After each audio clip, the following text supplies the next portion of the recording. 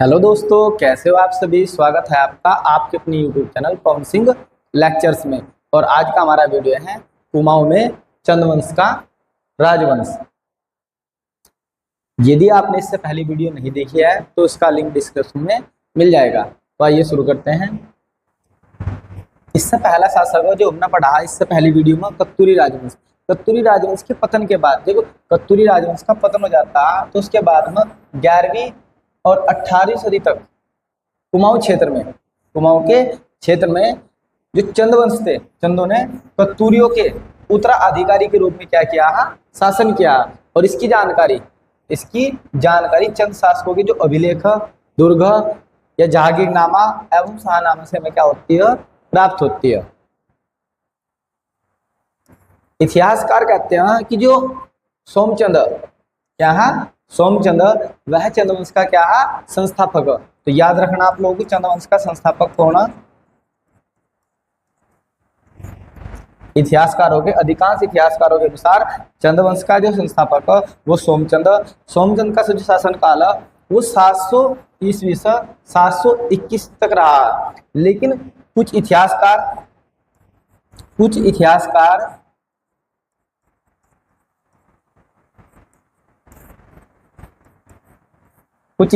कहते हैं कि ये जो तिथि है, ये चंद्रवंश की जो तिथि है ये मेल नहीं खाती सोमचंद के इतिहास से, बिल्कुल भी मेल नहीं रखती। इतिहासकार कहते हैं कि जो सोमचंद का शासनकाल है वो 1020 से लेकर 1025 ईस्वी से शुरू होता है। एक बार फिर से कुछ इतिहासकार कहते हैं कि जो सोमचंद की तिथि है यह बिल्कुल भी इतिहास से मेल नहीं खाती। जो ऐतिहासिक साक्ष्य हमारे पास में प्रमाण है वे कहते हैं कि जो सोमचंद का शासनकाल है वो बहुत बाद में शुरू होता है, 1020 से लेकर 1025 ईस्वी के आसपास। यहाँ पे जो सोमचंद के बारे में इतिहासकारों के अलग अलग मत हैं, यानी कि जो राजा सोमचंद उसके बारे में इतिहासकारों के बहुत अलग अलग मत हैं। कुछ इतिहासकार जैसे कि बद्रीदत्त पांडे के अनुसार सोमचंद का जो शासनकाल है वो 700 ईस्वी पूर्व से शुरू होता है। एक बार फिर से, बद्रीदत्त पांडे के अनुसार सोमचंद का शासनकाल 700 ईस्वी पूर्व शुरू होता है, जबकि एटकिसन ने सोमचंद के शासनकाल को माना कि इनका जो शासनकाल है वो 935 ईस्वी के आसपास शुरू होता है। ये बात उन्होंने कही है। जबकि कुछ इतिहासकारों का मानना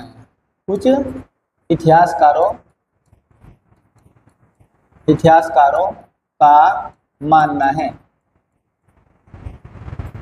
कि चंद्रवंश की स्थापना या संस्थापक, चंद्रवंश के जो संस्थापक है वे थोरचंद।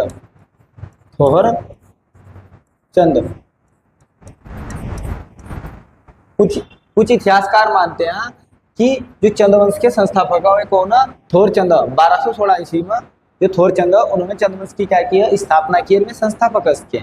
जबकि अधिकांश इतिहासकार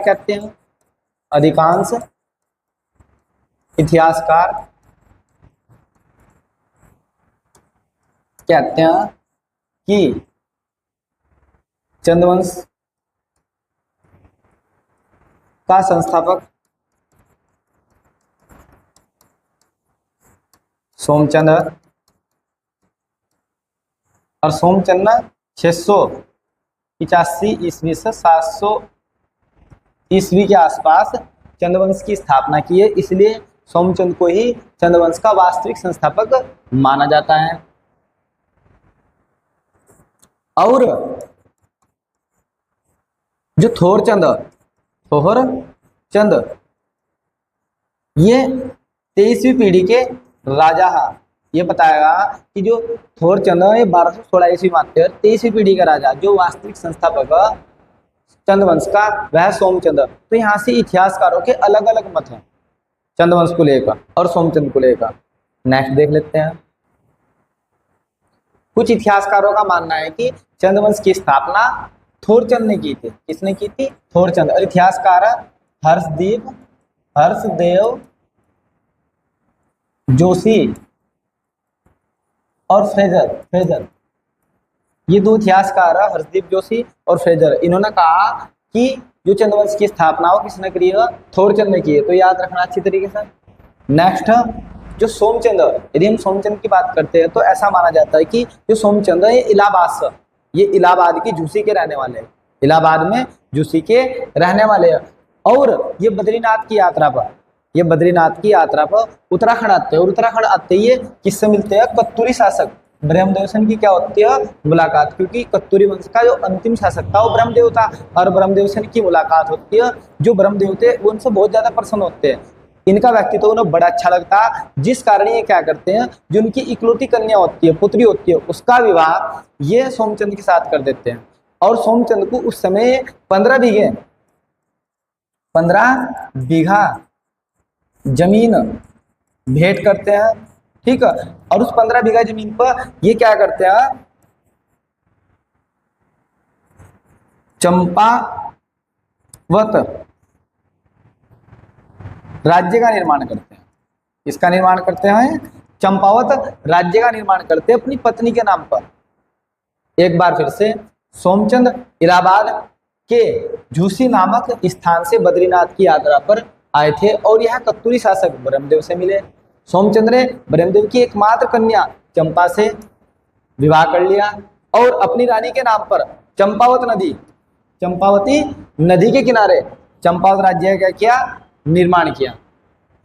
और सोमचंद ने अपनी जो प्रारंभिक राजधानी चंपावत को बनाया। यदि पूछा जाए कि चंद्रवंश की प्रारंभिक राजधानी क्या थी, तो आपको याद रखना चंपावत। चंद्रवंश की प्रारंभिक राजधानी क्या थी, चंपावत। और चंपावत के अंदर ही इसने क्या किया, राजबुगा का किला बनवाया। ये भी आप लोगों से पूछने जाएगा, राजबुग्गा किला का निर्माण किसने किया, तो राजबुग्गा किले का निर्माण सोमचंद ने किया था। सोमचंद ने 4 किलेदार नियुक्त किए। जब सोमचंद का शासनकाल चला था, सोमचंद ने 4 किलेदार नियुक्त किए। पहला किलेदार था कारकी, दूसरा था बोरा, तीसरा था ताड़गी, और चौथा था चौधरी। और ये सभी के सभी नेपाल के निवासी थे। कहाँ के, नेपाल के निवासी थे। और इन्हें चाराला कहा जाता। क्या बोला जाता, चाराला। एक बार फिर से, जो सोमचंद है उसने 4 किलेदार नियुक्त किए, और ये नेपाल के निवासी थे, और इन्हें इतिहास में चाराला कहा गया। नेक्स्ट देखते हैं। सोमचंद ने गांव में बूढ़ों व सयाणों की क्या की, नियुक्ति। ये भी बहुत बार प्रश्न आता है कि बूढ़ों और सयाणों की नियुक्ति किसने की, गांव में बूढ़ों और सयाणों की नियुक्ति किसने की, तो ये किसने की है, सोमचंद ने, ठीक है। जो मुखिया होते उन्हें बना, और महारा को सेनापति और मंत्री बना अपने शासनकाल में। सोमचंद एक मांडलिक राजा था। कैसा राजा था, मांडलिक राजा। मांडलिक राजा का अर्थ होता है एक ऐसा राजा जो एक छोटे से प्रांत का राजा हो, और वह प्रांत किसी और राजा की क्या आता हो, अधीन आता हो। यानी कि हम किसी अन्य राजा के क्या हो, गुलाम हो, अधीन हो, ठीक है, और उसे टैक्स देते हो, कर देते हो। तो ऐसे राजा को मांडलिक राजा कहा जाता है। तो ये मांडलिक राजा था। किसका मांडलिक राजा था, ये डोडी नेपाल नरेश को क्या देता था, कर देता, उसके अधीन था, ठीक है। और यह डोडी नरेश जयदेव मल के समकालीन था। वेरी वेरी मोस्ट इंपोर्टेंट, यहाँ से ही क्वेश्चन बनता है आप लोगों का कि सोमचंद किसके समकालीन था, तो किसके समकालीन था, जयदेव मल के समकालीन था, ठीक है। और ये इसे क्या देता था, कर देता था। उसके बाद जब सोमचंद की मृत्यु हो जाती है, तो सोमचंद की मृत्यु के बाद उसका जो पुत्र होता है आत्मचंद, वह गद्दी पर बैठता है। और इस प्रकार से जो चंद्रवंश में लगभग 60-62 राजा है, जिनके नाम आप इस सारणी में देख सकते हो।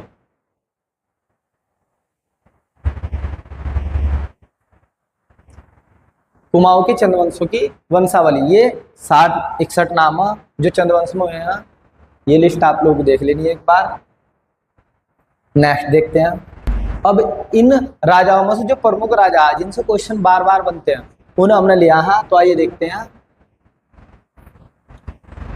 चंद राजवंश के प्रमुख राजा, सबसे पहला था इंद्रचंद। इंद्रचंद की बात करते हैं तो यह चंद्रवंश का चौथा राजा था। कितने नंबर का राजा था, चौथे नंबर का राजा था। इसका जो शासनकाल है 758 से लेकर 778 ईस्वी तक इसका शासनकाल था। और ऐसा माना जाता कि उत्तराखंड में इसी के समय रेशम उत्पादन सर्वाधिक हुआ है, रेशम का जो निर्यात है इसी के समय यहाँ से बढ़ा है। इसने नेपाल के मार्ग से चीन से व्यापारिक संबंध बनाए। आप लोगों से सीधा क्वेश्चन पूछ लिया जाएगा कि किस राजा ने चीन से व्यापारिक संबंध बनाए, तो आप लोगों का आंसर हो जाएगा इंद्रचंद। इसके समय पटवा रंग वाली प्रथा बहुत ज्यादा प्रचलित थी। ऐसा माना जाता था कि राज्य में झूठी खबर फैलाने में, यानी किसी भी चीज की झूठी खबर फैला दो तो उससे क्या होगा, जो रेशम होगी उसका जो रंग होगा वो बहुत ज्यादा पक्का हो जाएगा, और इस प्रकार की प्रथा को पट रंग वाली प्रथा कहते थे। एक बार फिर से इंद्रचंद के समय पट रंग वाली प्रथा बहुत ज्यादा प्रचलित थी। ऐसा माना जाता था कि यदि राज्य में किसी भी चीज की झूठी खबर फैला दी जाए तो झूठी खबर फैलाने से क्या होगा, जो रेशम हो उसका जो रंग वो बहुत ज्यादा पक्का हो जाएगा, तो इस प्रथा को ही पट रंग वाली प्रथा कहते हैं। नेक्स्ट शासक हमारा वाणीचंद। वाणीचंद चंद्रवंश का 8वां राजा था और यह 856 से लेकर 869 तक इसका शासनकाल लगता है। और कहा जाता है कि जो वाणीचंद था यह एक प्रकार का विलासी राजा था। विलासी राजा वो होता है जो सुख भोगता, यानी कि जो कामुक होता, हर समय से आए दिन मदिरा पान करना, ठीक है, लड़कियों से नई नई लड़कियों से मिलना, ठीक है, उनके साथ संबंध बनाना, ऐसे राजा को ही विलासी राजा कहते हैं। ये और समय अपनी मस्ती में मगन होता है, इससे कोई मतलब नहीं आता राजपाट से। इसीलिए माना जाता है कि इसके शासन काल में खस जातियों का, किसका, खस जातियों का प्रभुत्व बढ़ा और खस जातियों ने विलासी राजा को पराजित किया और लगभग कुमाऊं में 200 वर्षों तक क्या किया है, शासन किया है। तो जो व्यक्ति गंदे काम करता है, गंदे खान पान करता है, उसका पतन अवश्य है। यदि राजा बनना है तो अच्छे काम करो और बलशाली बनो। तो इसलिए इस 200 वर्षों तक यहाँ पे खस जातियों ने क्या किया है, शासन किया। हमारा 9वां राजा जिसका नाम है वीरचंद्र, नाम ही वीर है देखो भाई, तो बहुत ज्यादा ही सुरवीर होगा। और इसका जो शासन काल है 1065 से लेकर 1080 तक। और ऐसा माना जाता है कि जो वीरचंद था ये बहुत ही ज्यादा शक्तिशाली शासक था और इसने खस जातियों को अंत किया, क्योंकि खस जातियों का प्रभुत्व वाणी के समय बढ़ा था, जो वाणीचंद था उसके समय बढ़ा था, और इसने क्या किया, खस जातियों का क्या किया, अंत किया। और गोपेश्वर त्रिशूल अभिलेख से हमें पता लगता है कि 1191 ईस्वी में, 1191 ईस्वी में इस क्षेत्र पर जो कुमाऊं हुआ, इस क्षेत्र पर अशोक चल का क्या था, शासन रहा। और ये कहाँ का राजा था, नेपाल का। फिर आता है बालेश्वर मंदिर अभिलेख। बालेश्वर मंदिर अभिलेख के अनुसार चंपावत के बालेश्वर मंदिर से 1223 ईस्वी में, 1223 ईस्वी में कचलदेव का अभिलेख प्राप्त हुआ है। और ऐसा माना जाता है कचलदेव ने यहाँ पे शासन किया है, जो किसका पुत्र था, अशोक था। किसका पुत्र था, अशोक चल का पुत्र था कचलदेव, ठीक है, इसने शासन किया। और जिसमें 10 मांडलिक राजाओं का क्या किया गया है, उल्लेख मिलता है। अब आता है थोरचंद, जिसे लेकर इतिहासकारों का बहुत ज्यादा मतभेद है, लड़ाई आपस में, ठीक है। तो ये आप लोगों का 23वीं पीढ़ी का राजा था। इसका जो शासन काल है 1261 से लेकर 1275 तक माना जाता है। हर्षदेव, देखो हर्षदेव जोशी व फ्रेजर के अनुसार थोरचंद चंद्रवंश का संस्थापक था। यदि आप लोगों से पूछ ले जा, हर्षदेव जोशी व फ्रेजर के अनुसार चंद्रवंश का संस्थापक कौन था, तो आपका आंसर हो जाएगा थोरचंद। आपका आंसर क्या हो जाएगा, थोरचंद। इन्होंने ऐसा माना। जबकि जो एटकिसन है, एटकिसन के अनुसार थोरचंद का शासनकाल 1261 ईस्वी से स्टार्ट होता है। जो एटकिसन है उन्होंने बताया कि जो थोरचंद है जो इसका शासनकाल है 1261 ईस्वी के आसपास शुरू होता है। और वेरी वेरी मोस्ट इंपोर्टेंट, ये क्वेश्चन यहाँ से पूछ ले जाएगा आगामी परीक्षाओं में। कुमाऊं का प्रथम स्वतंत्र शासक थोरचंद था। यदि स्वतंत्र शासक की बात करते हैं तो वो कौन था, थोरचंद। कुमाऊं का प्रथम स्वतंत्र शासक कौन था, थोरचंद।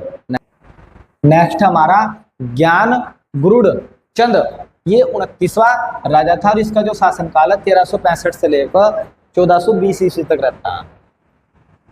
यह चंद्रवंश का सबसे शक्तिशाली शासक था। यदि पूछ ले जाए कि चंद्रवंश का सबसे शक्तिशाली शासक कौन था, तो ये था ज्ञान गुरुड़ चंद। ये चंद्रवंश का सबसे शक्तिशाली शासक था। और ऐसा माना जाता है कि जो ज्ञान गुरुड़ चंद यह फिरोज शाह तुगलक के दरबार में नजराना देने के लिए, यानी कि भेंट देने के लिए गए थे, और फिरोज शाह तुगलक ने इन्हें गरुड़ की उपाधि से नवाजा। उसी समय इन्हें गरुड़ की उपाधि से नवाजा जाता है।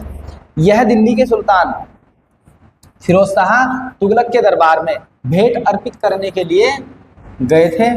और इसी समय तराई भाबर क्षेत्र में कटेरियों का अधिपत्यता था, यानी कि उनका शासन था। उन्होंने यहाँ पर जो तराई बाबर क्षेत्र था उसमें शासन कर रखा था। इसीलिए फिरोज शाह ने, जो फिरोज शाह था, उन्होंने तराई बाबर क्षेत्र ज्ञानचंद को सौंप दिया और ज्ञानचंद ने इनका कटेरियों का क्या किया, अंत किया। और ज्ञानचंद को फिरोज शाह ने गरुड़ की उपाधि से नवाजा। इसकी गरुड़ की उपाधि से नवाजा। ज्ञानचंद गुरुणेश्वर विष्णु का उपासक था और जो गरुड़ था यह ज्ञानचंद के राज चिन्ह था। यदि हम ज्ञानचंद के राज्य चिन्ह की बात करते हैं तो क्या था, गरुड़ था, इसलिए ना गरुड़ की उपाधि से नवाजा गया था। ऐसा माना जाता है कि जो नीलू कठेत था यह ज्ञानचंद का बहुत शक्तिशाली सेनापति था। और जब ये कठेरियों का अंत करने के लिए जाता है तो कुछ लोग, इसी के जो लोग होते हैं वे षड्यंत्र रचते हैं, कहते हैं कि तुम्हें मारना चाहता। तो इसीलिए जो गुरुड़ ज्ञानचंद होते हैं वह इसकी क्या कर देते हैं, हत्या कर देते हैं। एक बार फिर से, नीलू कठेत ज्ञानचंद का वीरवान सेनापति था और इसकी हत्या कौन करते हैं, ज्ञानचंद ही करते हैं खुद। मझेड़ा ताम्रपत्र में ज्ञानचंद का राजा विजय ब्रह्म कहा गया है, यानी कि गुरुड़ ज्ञानचंद को विजय ब्रह्म भी कहा गया है। अब आता भारती चंद। भारती चंद चंद्रवंश का 35वां राजा था और इसका शासनकाल 1437 से लेकर 1450 ईस्वी माना जाता है। ऐसा माना जाता है कि जो भारती चंद था यह चंद्रवंश का साहसी और लोकप्रिय और बहादुर शासक था और राजा के जो सभी गुण थे इसके अंदर देखने को मिलते थे। भारती चंद ने डोटी राज्य के विरुद्ध संघर्ष अभियान जारी किया क्योंकि एक बहुत बहादुर राजा था और इसने दास्ता दूर करने से, दास्ता से मुक्ति पाने के लिए डोटी अभियान चला। क्या चला, डोटी अभियान। क्योंकि जो चंद्रवंश के पहले राजा थे वे जो डोटी का निरेश होता उसे कर देते थे, तो इसने सोचा कि कर से मुक्ति दिलानी है चंद्रवंश को। तो सबसे पहले इसने डोटी के विरुद्ध अभियान जारी किया और इस समय जो वहां का शासक था वो क्या था, मलवंशी राजाओं का शासन था। और इसने भारती चंद के समय यक्षमल या जयमल डोटी नेपाल राजा था। भारती चंद ने डोटी नरेश को हराने के लिए एक कटक सेना तैयार की। कौन सी सेना, कटक सेना। एक बार फिर से जो डोटी नरेश था उसे हराने के लिए भारती चंद ने एक कटक सेना तैयार की। उस कटक सेना के अंदर सभी धर्म और जाति के लोगों को क्या किया, जगह दी और भर्ती किया सेना में। सभी जाति के लोगों को क्या किया, भर्ती किया, शामिल किया उसमें। और भारती चंद के समय नायक जाति की क्या होती है, उत्पत्ति होती है। नायक जाति की क्या होती है, उत्पत्ति होती है। तो जो भारती चंद था, भारती चंद, इसने क्या किया भाई, कटक सेना तैयार की, कटक सेना। और मुख्य उद्देश्य क्या था, दास्ता से मुक्ति दिलाना। इसने क्या किया, सबसे पहला जो अभियान शुरू किया,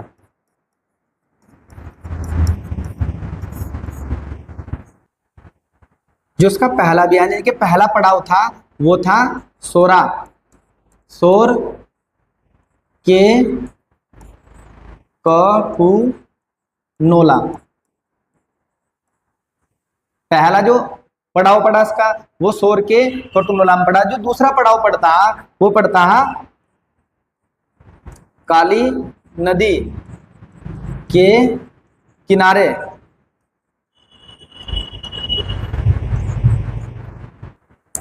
काली नदी के किनारे बाली चौड़ा में पड़ता है, ठीक है। और यहाँ जो इसकी सेना है वो लगभग 12 वर्षों तक संघर्ष करती है। कितने वर्षों तक, 12 वर्षों तक ये डोटी के नरेश के साथ लड़ते हैं। और अंत में 1451 से लेकर 1452 के आसपास ये क्या करते हैं, विजय प्राप्त कर लेते हैं। क्या प्राप्त कर लेते हैं, विजय प्राप्त कर लेते हैं और युद्ध को जीत जाते हैं। और इसी समय ऐसा माना जाता है कि जो नायक जाति की उत्पत्ति होती है, नायक जाति क्या होती है, जब भारती चंद के जो सैनिक थे, भारती चंद के सैनिक 12 सालों तक अभियान पर रहे, उन्होंने पूरे 12 साल युद्ध किया। तो 12 वर्षों में जो वहां की महिला थी उनसे क्या किए, अवैध संबंध बनाए, अवैध संबंध बनाए। तो अवैध संबंध बनाने के कारण जो जन्मे बच्चे, क्योंकि जब उन्होंने अवैध संबंध बनाए तो अवैध संबंध से उन महिलाओं से जो बच्चे उत्पन्न हुए तो उनका नाम नायक रखेगा। क्या रखेगा? नायक या कटवाल। तो भारती चंद्र के समय नायक जाति या कटवाल जाति की उत्पत्ति होती है। एक बार फिर से, जब जो भारती चंद्र के सैनिक थे में 12 वर्षों तक डोटी अभियान पर रहे तो उस समय जो वहां की महिला थी उन्होंने उनके साथ अवैध संबंध बनाया और अवैध संबंध से जो बच्चे उत्पन्न हुए उन्हें नायक या कटवाल कहा गया। फिर भारती चंद्र के बाद आता रतन चंद्र। रतन चंद्र भारती चंद्र का ही पुत्र था।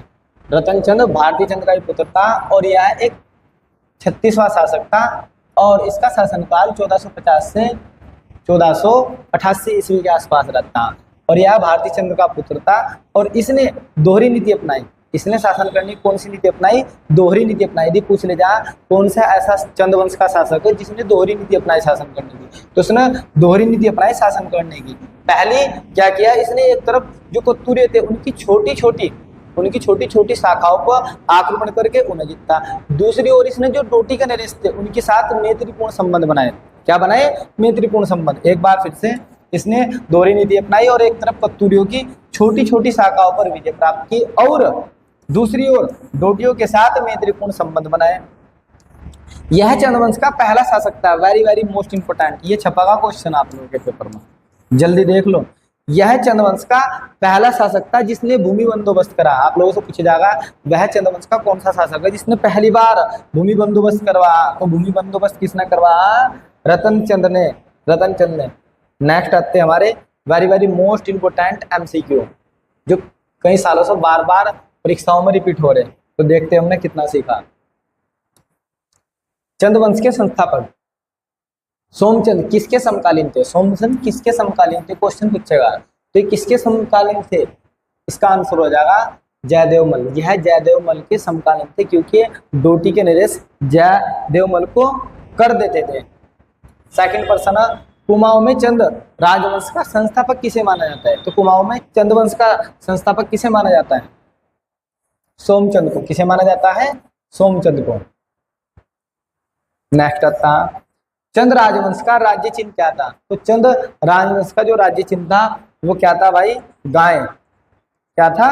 गाय। याद रखना अच्छी तरीके से। हर्ष दत्त जोशी के अनुसार चंद्रवंश का संस्थापक कौन था? हर्षदेव जोशी के अनुसार पूछे जा रहा। तो हरदेव जोशी ने किसे बताया था? थोरचंद को। तो इसका आंसर हो जाएगा थोरचंद। थोरचंद जो 23वीं पीढ़ी में आया था। नेक्स्ट आता हमारा सुल्तान फिरोज शाह तुगलक से किसने मुलाकात की थी? तो किसने मुलाकात की थी? इसका आंसर हो जाएगा ज्ञानचंद ने। किसने मुलाकात की थी? ज्ञानचंद। इसके दरबार में भेंट अर्पित करने गया था और ज्ञानचंद ने इसे क्या दिया? गरुड़ की उपाधि से नवाजा था। चंद व मुगलों में संबंध होने की जानकारी किससे मिलती है? तो हमने आपको बताया था स्टार्टिंग में ही, कहाँ से मिलती है? शाहनामा और जहांगीरनामा। शुरू वाली लाइन में लिखा था शाहनामा और जहांगीरनामा से, ठीक है, इनके संबंध की जानकारी मिलती है। तो ए तथा सी दोनों। तो इसका आंसर हो जाएगा ए तथा सी दोनों। नेक्स्ट देखते हैं। नेक्स्ट हमारा चंद्र वंश का कौन सा शासक जिसने पहली बार भूमि बंदोबस्त करा? Very very most important. पहली बार भूमि बंदोबस्त किसने करा था? भारती चंद्र, सोमचंद्र, रतन चंद्र या लक्ष्मी चंद्र? तो इसका आंसर हो जाएगा रतन चंद्र ने। रतन चंद्र ने पहली बार भूमि बंदोबस्त करा था। नेक्स्ट हमारा पटरंग वाली प्रथा किसके समय प्रचलित थी? तो पटरंग वाली प्रथा किसके समय प्रचलित थी? ऐसा माना जाता था कि झूठी खबर फैलाओ राज्य में और रेशम का रंग पक्का हो जाएगा। तो रेशम का संबंध किस? इंद्रचंद से। तो इसका आंसर हो जाएगा D option is the right answer. Next देखते हैं। कुमाऊं का स्वतंत्र शासक कौन था? कुमाऊं का स्वतंत्र शासक तो कौन था? Thorchand. Very very most important. Kumaon का स्वतंत्र शासक कौन था? थोरचंद। चंद्रवंश की प्रारंभिक राजधानी क्या थी? तो प्रारंभिक राजधानी क्या बनाई थी चंद्रवंश ने? चंपावत। क्या थी? चंपावत। आज की वीडियो में इतना ही। यदि आपको हमारी यह वीडियो पसंद आई हो तो आप हमारे YouTube channel Pawan Singh lectures को जरूर सब्सक्राइब करें, लाइक करें, कमेंट करें और शेयर करें। Thanks for watching this video.